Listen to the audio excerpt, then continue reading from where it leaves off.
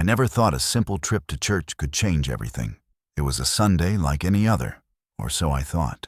The sun had barely risen, and the air was cool with the promise of a new week. I parked in the usual spot right by the church doors, the place where I'd spent so many Sundays with my family. I looked forward to it, the quiet peace of the service, the familiar faces of people who'd been part of my life for so long. But as soon as I stepped out of the car, something felt wrong. I walked toward the entrance, my hands shaking slightly, not from age but from something else, an uneasy feeling that settled deep in my stomach. I pushed open the heavy doors and stepped inside. The familiar scent of polished wood and old hymnals greeted me, but something about the air felt different today. I scanned the pews, my eyes searching for my daughter, Alice. She always sat with me at church, always. We had a bond, a closeness that I believed would never break. So, when I spotted her, sitting 2 rows ahead with her husband, I assumed she had just come early. But as I walked closer, my heart sank. I smiled and waved, but she didn't even look up. I thought maybe she hadn't seen me. So I took a few more steps forward. I approached the empty seat beside her and quietly asked, "Alice, do you mind if I sit with you?" She glanced up just briefly, as though my presence was an inconvenience. Then, without a word, she shifted away, moving further down the pew. She made room, but not for me. It was like she wanted me out of her sight. The coldness in her eyes hit me harder than I cared to admit. I froze. The words stuck in my throat, but the pain was there, raw and undeniable. This was my daughter, my flesh and blood. I had raised her, loved her, done everything for her, and here she was, treating me like a stranger. No, worse than a stranger. I felt my heart shatter as I stood there in front of her. She wouldn't even speak to me, let alone let me sit beside her. It wasn't just the rejection that hurt. It was the absolute indifference, the lack of any emotion. She didn't even seem to notice that our family name was on the donation plaque just above the altar. That plaque, a symbol of everything I had done for this church, for our community, for her, meant nothing to her. I don't think I've ever felt so small in my life. To be completely disregarded by your own child, especially in front of so many people, is a kind of humiliation I can't describe. I sat down at the back of the church, tears threatening to fall, but I refused to let them. I didn't want anyone to see. All I could think was, how did we get here? How did it come to this? I stared at the front of the church, the altar, the stained glass windows, trying to gather my thoughts. The pain wasn't just from her coldness, it was from the realization that she had changed. She wasn't the girl I raised anymore, and I didn't know how to fix it. I stayed in that cold, empty seat for the rest of the service, barely hearing the sermon. My mind was too busy unraveling what had just happened. I wanted to scream, to run up to her and demand answers, but I didn't. I just sat there, in that silence, feeling the weight of her rejection pressing down on me. It wasn't until later, much later, when the last hymn was sung and people began filing out, that I could bring myself to leave. But as I passed Alice again, I couldn't bring myself to look at her, not after what had just happened. I left the church, my heart heavy and my mind reeling. But the one thing I knew for sure, things would never be the same again. Have you ever been disrespected by someone you loved? How did you handle it? I drove home in silence. The car seemed quieter than it ever had before, like the air itself was suffocating under the weight of the moment. My hands gripped the steering wheel so tightly my knuckles turned white, but it didn't feel like I was in control. It was as if I was just drifting through the motions, too stunned to think clearly. I couldn't stop replaying the moment in my mind. How could she do that? How could Alice, my own daughter, treat me like that? The sting of her rejection still burned. I thought about all those years of sacrifices I'd made for her. The nights I stayed up late, helping her with schoolwork, the endless hours spent at parent-teacher conferences, all the little things that no one saw but I did, because I loved her. But now she wouldn't even look at me. She refused to sit next to me in church like I wasn't even a part of her life. I glanced at the empty seat next to me, imagining what it would have been like if things had been different, if she had just smiled and welcomed me like she used to. But that was all gone now, wasn't it? The road stretched out before me, the familiar landscape rushing by in a blur. But in my mind, I wasn't driving anywhere. I was stuck in that church, watching her move further and further away from me, her indifference cutting deeper than any words could. I started questioning myself. Was this my fault? Had I done something wrong? Was there something I had missed? Some sign that she was slipping away from me? I remembered when she was a child, how she would rush to me after school, laughing, telling me about her day. She always wanted to sit beside me, to share everything with me. That's the daughter I remembered, the one who didn't turn her back when life got hard. But now, I had nothing. No answers, no explanation. Just the cold reality that the bond I had spent years building was slipping away, and I didn't know how to stop it. I thought about the times I had been there for her, when she was going through a tough breakup, when she was struggling with her career, when I had taken out a second mortgage to help her with her bills. I never once questioned whether she was worth it. I never thought twice about the sacrifices I made. But now, it felt like none of it mattered. The silence in the car seemed to close in on me as I turned onto my street. I didn't want to go inside, didn't want to face the emptiness that awaited me at home. I wasn't just hurt by her actions, I was confused. How did we get here? What had happened to the family I once knew? I pulled into the driveway, but I couldn't bring myself to get out of the car right away. I just sat there, staring at the front door, wondering what to do next. I wasn't angry, not yet, but I was grieving for something that had been lost without me even realizing it. I couldn't bring myself to face her yet. Maybe, just maybe, there was an explanation. But what if there wasn't? What if she just didn't care anymore? I didn't know the answer, and that terrified me. Have you ever felt this kind of betrayal from a loved one? Share your thoughts. The first hint that something was wrong came when I opened my mailbox that afternoon. There it was, an envelope from the bank. I hadn't expected anything, so I tore it open absent-mindedly. Inside was a statement that made my stomach twist. It was an account summary, one I didn't recognize. I ran my fingers over the paper, scanning the numbers. At first, nothing stood out, but as I went further down the list of transactions, my heart began to race. There were large withdrawals, a few thousand here, another few thousand there. I had never authorized these. It was impossible. I stared at the document, my mind racing. Alice had been managing my finances for years, helping me with bills, taking care of things when I was too tired or too distracted. I had trusted her, implicitly. It seemed innocent at first, until I noticed the dates. These withdrawals coincided with the time when she had refused to sit with me at church. My pulse quickened as I dug deeper, pulling out more statements. Each one was a piece of the puzzle, each one revealing a bit more of the picture I hadn't wanted to see. Alice had used her power of attorney to make transfers from my account.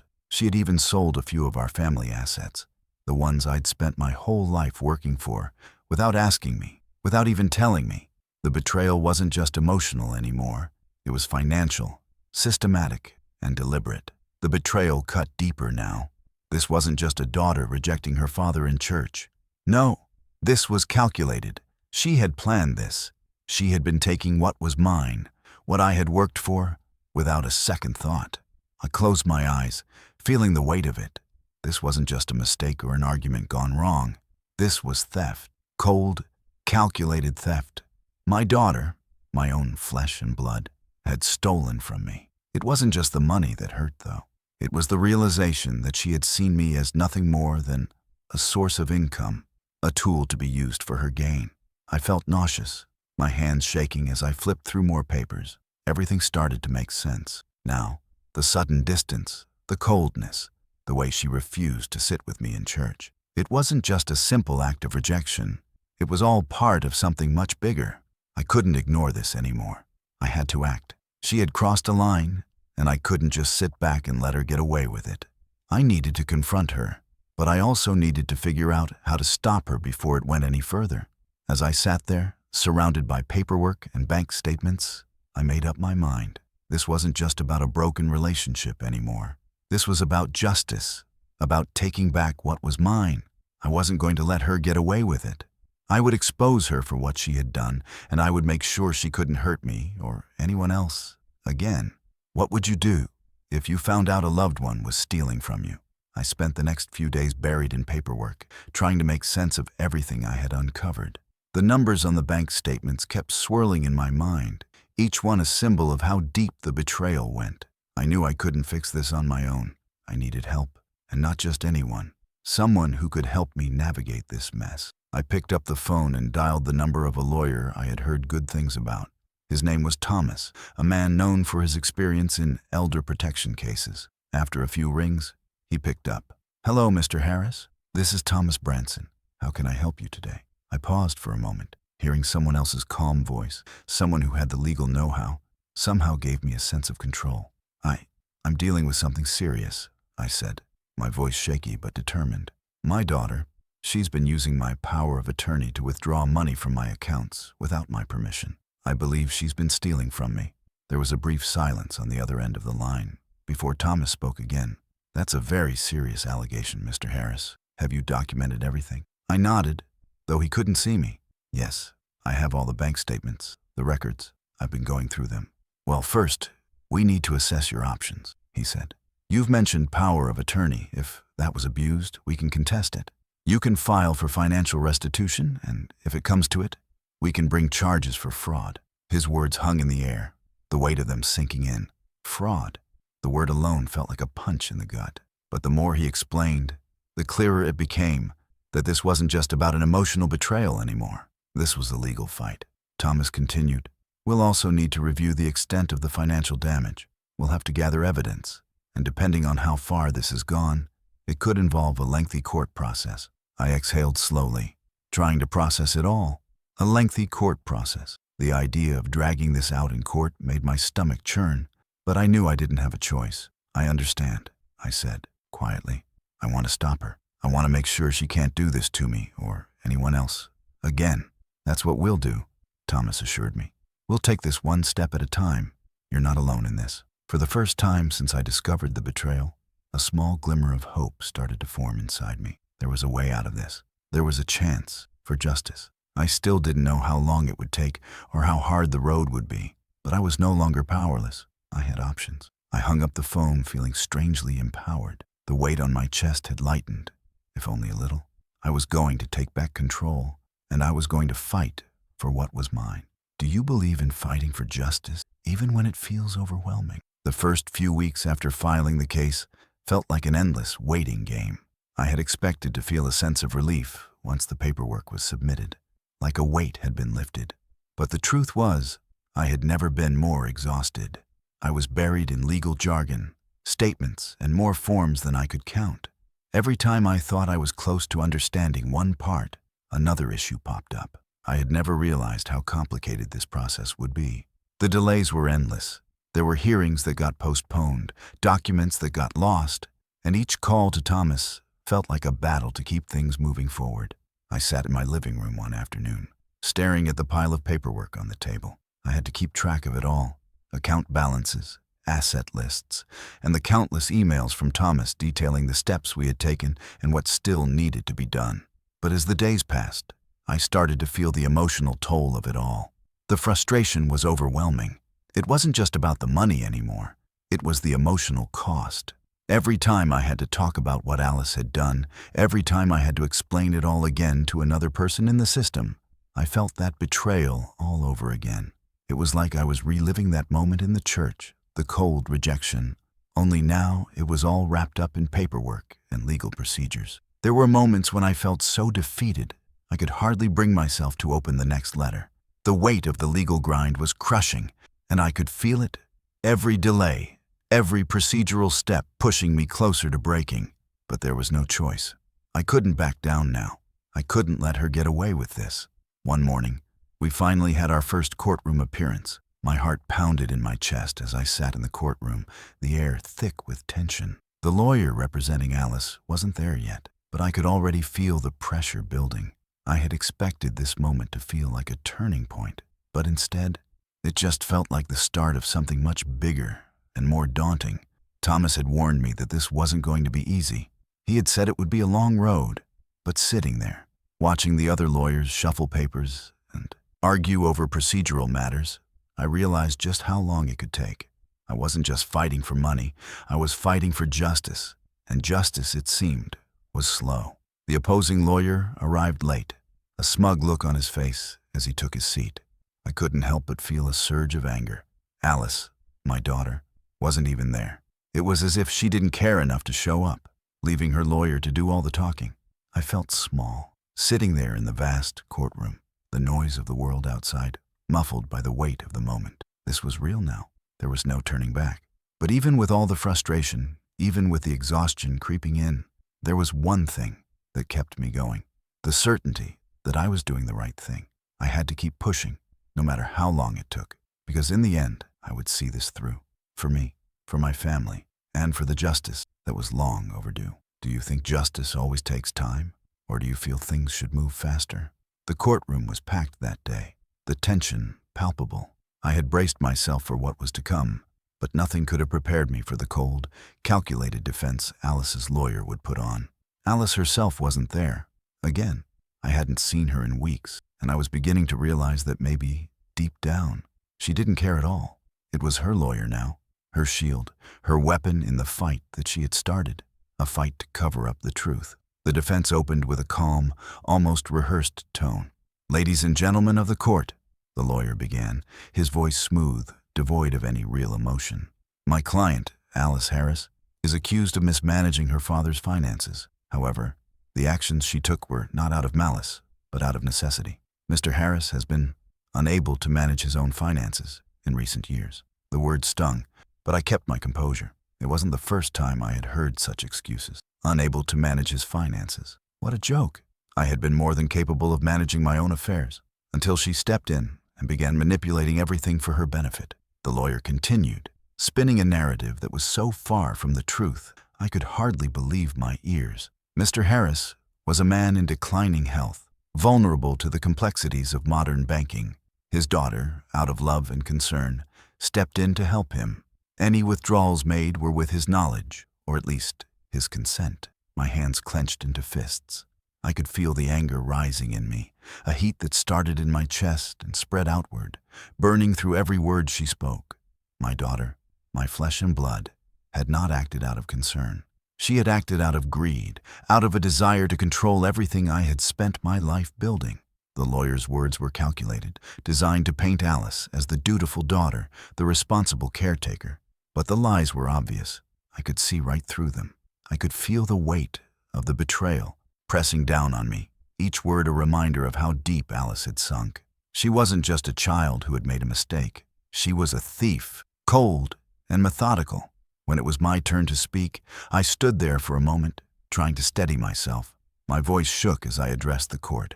She lied to me. She used my trust against me. And now she's hiding behind these excuses, pretending like she didn't know what she was doing. I looked at the defense lawyer, then at the empty chair where Alice should have been.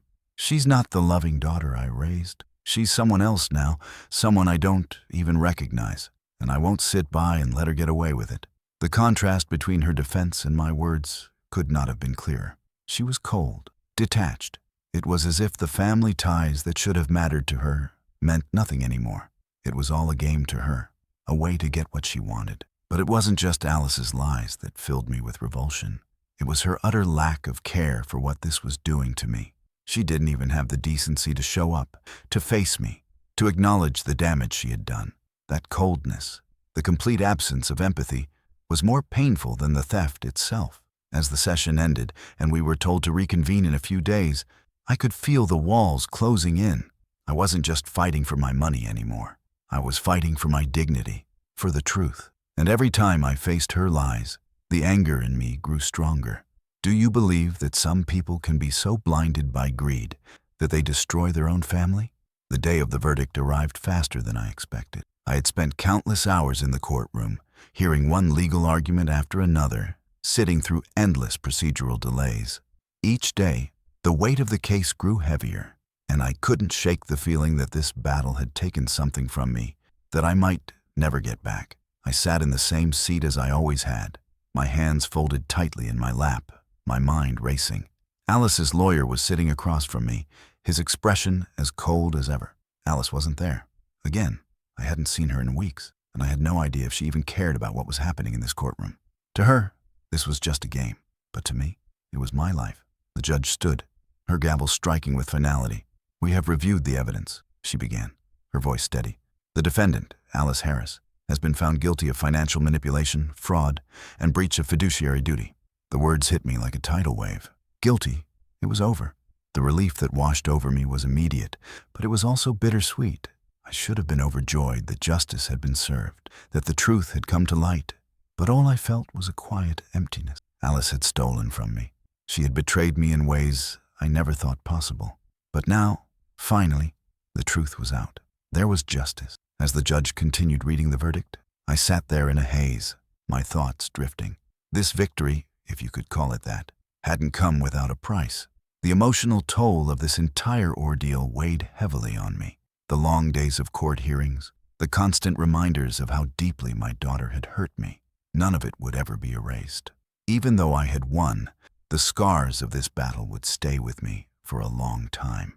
The judge outlined the consequences. Restitution would be required, and Alice would face legal penalties for her actions. There was no turning back for her now. It was done.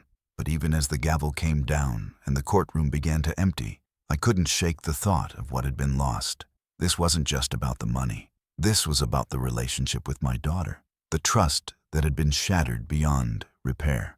No amount of restitution could bring back what I had lost. I walked out of the courtroom, my steps heavy, but there was a sense of closure now. The burden that had been pressing down on me for so long had lifted, even if just a little. The legal battle had been won, but it had cost me more than I ever anticipated. Was justice served? Do you think the punishment was enough for the betrayal? The days following the verdict were filled with a strange quiet. The courtroom battle was over, but it felt like the real work had just begun. I had won, yes, but at what cost? My daughter, Alice, had been found guilty. The financial damage was being addressed, but there was no undoing the harm she had caused to our relationship. Sitting alone in my living room one evening, I found myself staring at an old family photo. It was taken years ago. Alice, smiling brightly beside me, her hand resting on my shoulder. We were a family then, before all of this. The image was a reminder of who we once were, and yet it felt so distant now, like a different lifetime.